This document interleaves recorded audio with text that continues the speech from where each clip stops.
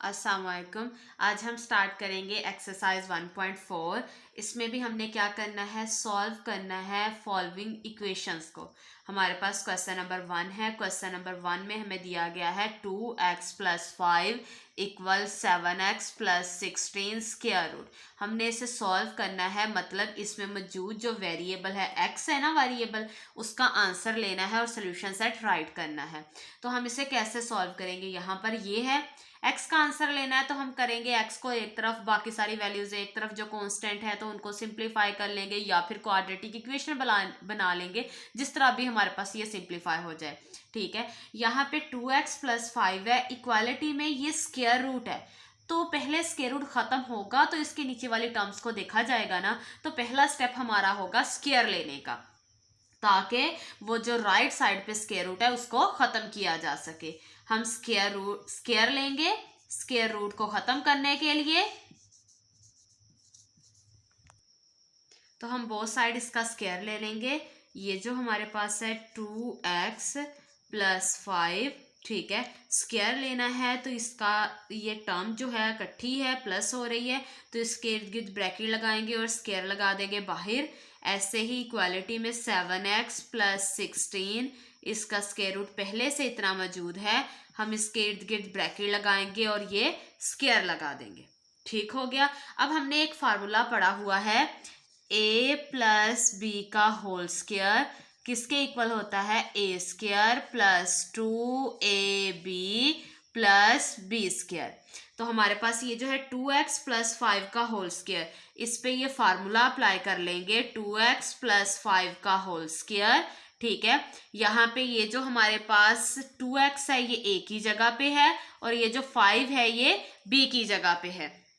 तो a का square मतलब 2x का स्क्वायर + 2, a की वैल्यू 2x एंड b की वैल्यू 5 प्लस b की वैल्यू 5 और ये उसका स्क्वायर। ठीक है, ये पावर 2, ये दोनों मल्टीप्लाई हो रहे हैं ना, तो पावर 2 2 पर भी जाएगी और x पर भी जाएगी। जब पावर 2 2 पर जाएगी तो 2 2 * 4 और ये x², ये तीनों आपस में मल्टीप्लाई हो रहे हैं, 2 2 * 4, 4 5 = 20 और साथ x आ जाएगा, प्लस 5 की पावर 2, 5 की पावर 2 का मतलब 5 को 2 टाइम मल्टीप्लाई करना है, 5 5 = 25। ठीक है, 2x + 5 का होल स्क्वायर हमारे पास इसके इक्वल आ गया है, तो हम यहाँ पे ये राइट करेंगे, 2x + 5 का होल स्क्वायर किसके इक्वल आ गया है हमारे पास, 4x² + 20x + 25 इक्वल। अच्छा, ये आप लोगों ने रफ में नहीं करना होता, ये आप साइड पे देयरफॉर का साइन लगा के ऐसे लिख सकते हो। ठीक है, साइड पे देयरफॉर का साइन लगाए, फार्मूला लिखें और ये चीज ओपन करें और लाके फिर इधर लिख दें। ठीक है, रफ में नहीं करना, ये भी क्वेश्चन में आपने बताना है कि ये चीज कैसे आई है। इक्वल में देखें, यहाँ पे ये होल पावर 2 है और यहाँ ये सारे के ऊपर स्क्वायर रूट है, तो ये जो हमारे पास है स्क्वायर वो इस स्क्वायर रूट से कट जाएगा। ठीक है, तो हमारे पास रह जाएगा 7x + 16, 4x² + 20x + 25, ये ऐसे ही रहेगा। ये 7x प्लस का दूसरी साइड पे ले जाएं तो हो जाएगा -7x, 16 प्लस का दूसरी साइड पे ले जाएं तो हो जाएगा -16 इक्वल 0। ये 4x² हमारे पास ऐसे ही रहेगा। ठीक है, अब ये वाली टर्म x की और ये वाली टर्म x की, ये दोनों आपस में सॉल्व हो जाएंगी। ये प्लस का साइन, ये माइनस का साइन, प्लस माइनस माइनस, 20 में से 7 गए 13, साइन ग्रेटर वैल्यू प्लस का, तो हमारे पास आ जाएगा +13 और इनके साथ x है वो साथ ही रहेगा। अब ये देखें, यहाँ पे 25 और ये 16, ये दोनों कांस्टेंट टर्म है, इन दोनों के साथ कोई वेरिएबल नहीं है, तो ये दोनों आपस में सॉल्व हो जाएंगी। प्लस माइनस माइनस, 25 में से 16 माइनस करें तो हमारे पास क्या आ जाएगा 9 और साइन ग्रेटर वैल्यू 25 यानी कि प्लस का, तो हमारे पास आ जाएगा +9 इक्वल 0।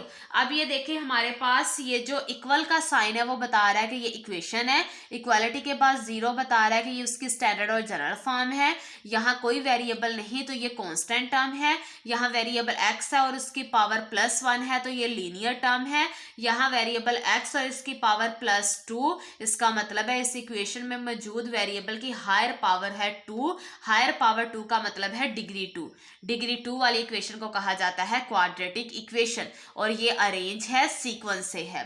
यहाँ कोफिशिएंट 4 है, यहाँ 13 है, यहाँ 9 है, ये तीनों ही अलग अलग टेबल्स में आते हैं, एक ही टेबल में नहीं आते, तो इसका मतलब इसमें से कुछ भी कॉमन नहीं है। ये हमारे पास क्वाड्रेटिक इक्वेशन बन चुकी है। अब क्वाड्रेटिक इक्वेशन को सॉल्व करने के 3 मेथड्स हैं, factorisation, completing square and quadratic formula.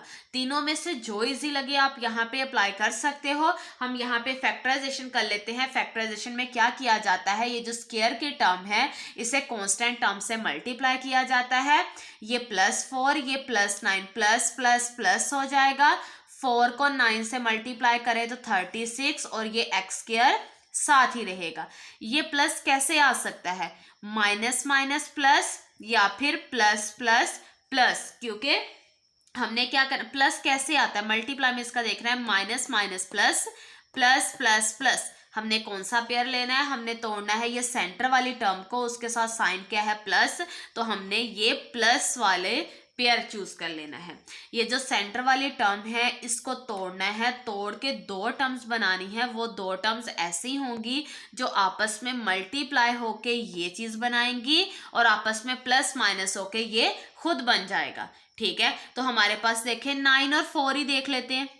9 4 तोड़ किसको रहे हैं, एक्स वाली को, इसके साथ भी एक्स इसके साथ भी एक्स, दोनों ही प्लस की ले लेनी है, प्लस प्लस प्लस 9 4 36, एक्स को एक्स से करे तो हो जाएगा x²। ठीक है, मल्टीप्लाई होके ये बन गया है, plus plus plus sign greater value 9 greater है, इसका साइन प्लस का है, और 9 में 4 ऐड करें तो होता है 13 और ये x साथ ही आ जाएगा। इसका मतलब है हमारे पास ये जो इसके मैंने सेंटर वाली टर्म को तोड़ा है इन दोनों में, तो ये बिल्कुल ठीक मैंने तोड़ा है। ठीक है, अच्छा ये 9 और 4 मैंने ले कैसे लिए हैं, ये जो 36 है ना, आप इसकी प्राइम फैक्टराइजेशन करके देख सकते हो। 2 1 2, 2 8 16, 2 9 18, 3 3 9, 3 1 3, तो ये 2 2 4 इधर से लिया है, 3 3 9 इधर से लिया है। ठीक है, तो ऐसे फैक्टराइजेशन करके पता चल जाता है। 4x² ऐसे ही रहेगा, प्लस 13x की जगह 9x एंड 4x लिख लें, दोनों ही प्लस के हैं। अच्छा, इन दोनों में से आप जो मर्जी पहले लिख सकते हो, कोई इशू नहीं है, चाहे 9 पहले लिख लें चाहे 4 पहले लिख लें, तो मैं पहले 4x लिख लेती हूँ प्लस 9x और एंड पे +9 इक्वल 0। ठीक हो गया। अच्छा, मैंने यहाँ पे 4x पहले लिख लिया, 9 पहले मैंने 9 लिखा था, फिर 4 मैंने रेज करके बाद में चेंज भी किया है।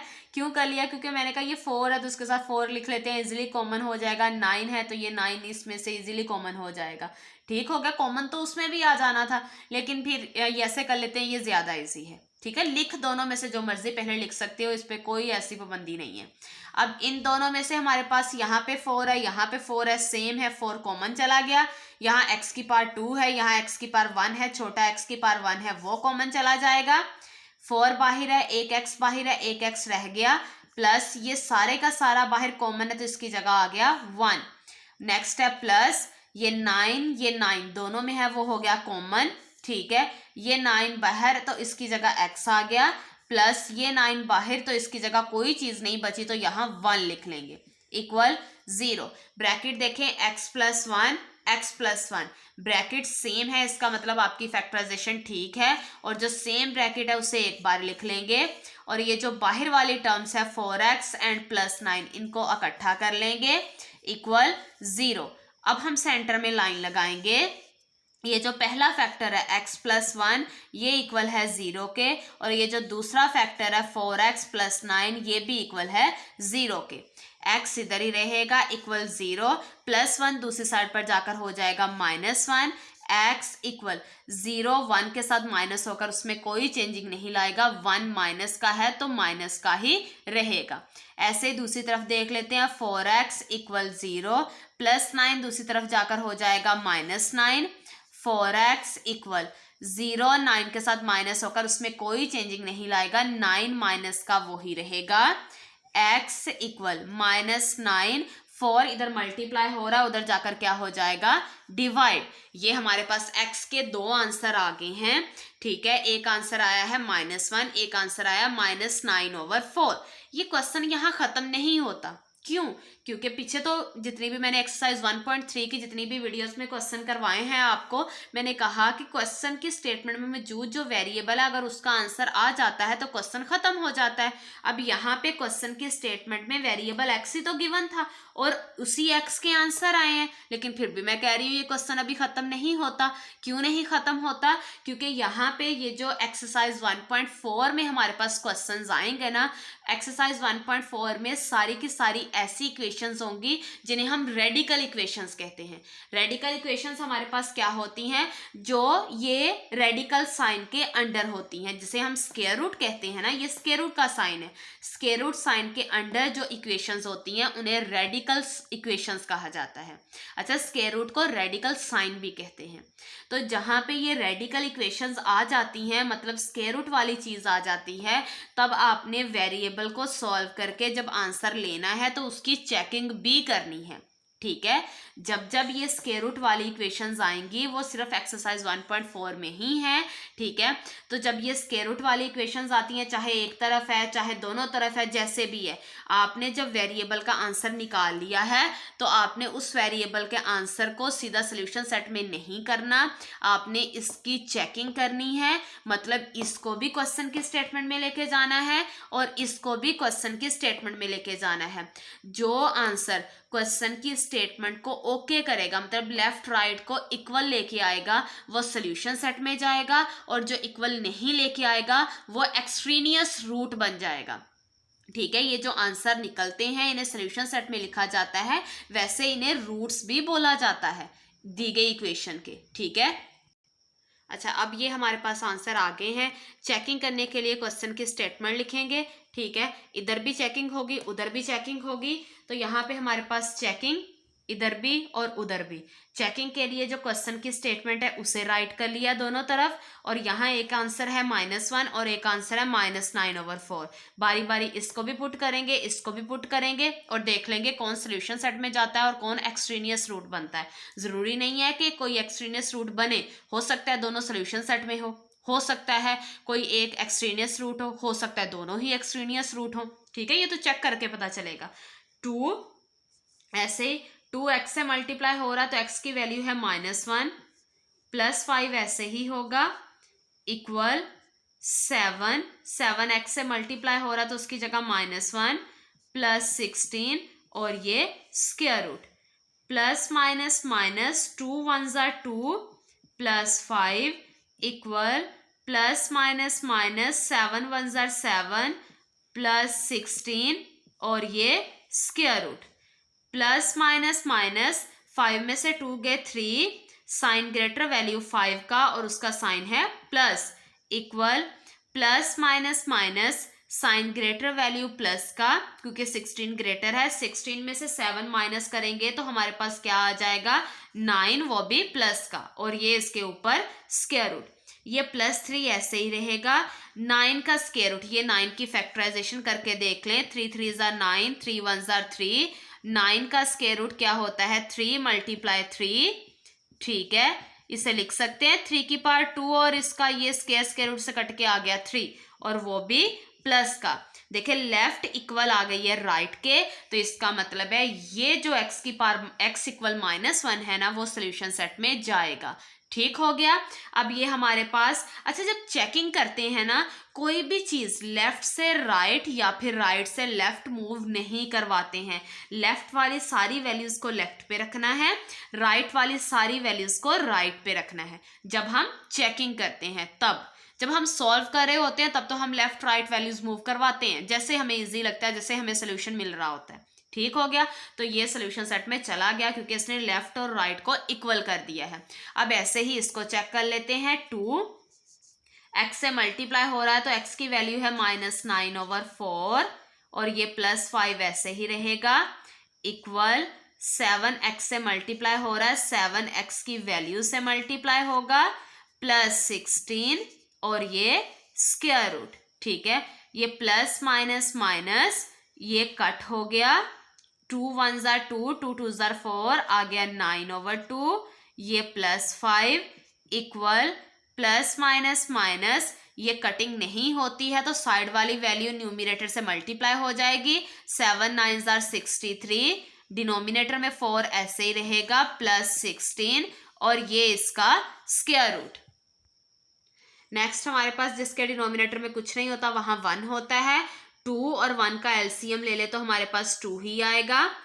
2 डिनोमिनेटर और एलसीएम सेम है तो ये -9 हमारे पास ऐसे ही लिखा जाएगा, प्लस इसके नीचे तो कुछ भी नहीं था, मैंने खुद ही 1 लगाया तो ये 2 ऊपर 5 से जाके मल्टीप्लाई होके 10 हो जाएगा, इक्वल ऐसे ही इस तरफ एलसीएम ले लें, जिसके डिनोमिनेटर में कुछ नहीं वहां 1 है, 4 और 1 का एलसीएम 4 ही रहेगा, ये 4 और ये एलसीएम बिल्कुल सेम है तो ये न्यूमिनेटर ऐसे ही आ जाएगा, प्लस ठीक है ये मैंने खुद लगाया है तो इसका मतलब ये जो डिनोमिनेटर एलसीएम है ना वो न्यूमिनेटर से मल्टीप्लाई हो जाएगा, 4 16 से मल्टीप्लाई होके हो जाएगा 64 और ये इसका square root, plus minus minus 10 में से 9 गए 1, साइन ग्रेटर वैल्यू 10 का वो है साइन प्लस, ठीक है, और डिनोमिनेटर में 2 ऐसे ही रहेगा, equal plus minus minus sign greater value plus का, 64 में से 63 गए तो आया 1,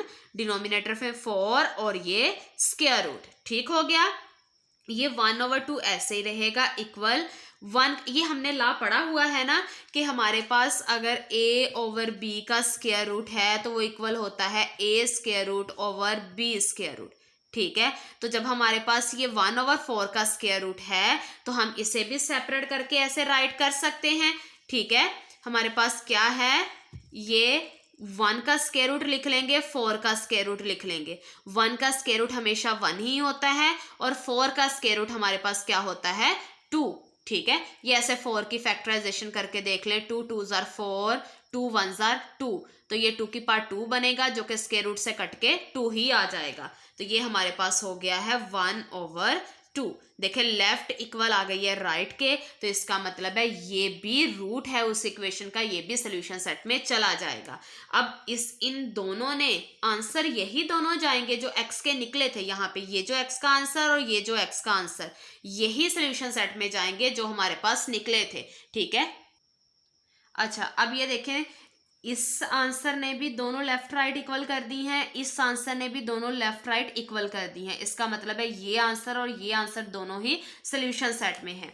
तो हमारे पास ये दोनों ही उस इक्वेशन के रूट्स बन गए, किस इक्वेशन के, जो हमें क्वेश्चन की स्टेटमेंट में दी गई थी। एक आंसर है -1, दूसरा आंसर है -9/4। अच्छा आंसर x वाले ही लिखने हैं, ये वाले नहीं लिखने, ठीक है। जो x के आंसर आए थे यहाँ पे -1, एक ये आंसर था, दूसरा आंसर था x इक्वल -9/4, इन्हीं की चेकिंग की है और इन्होंने क्वेश्चन की स्टेटमेंट को ओके कर दिया है, ये हमारे पास आंसर आ गया है, ठीक हो गया। इसी के साथ ही हमारे पास एक्सरसाइज 1.4 का क्वेश्चन नंबर 1 कंप्लीट सॉल्व हो गया है।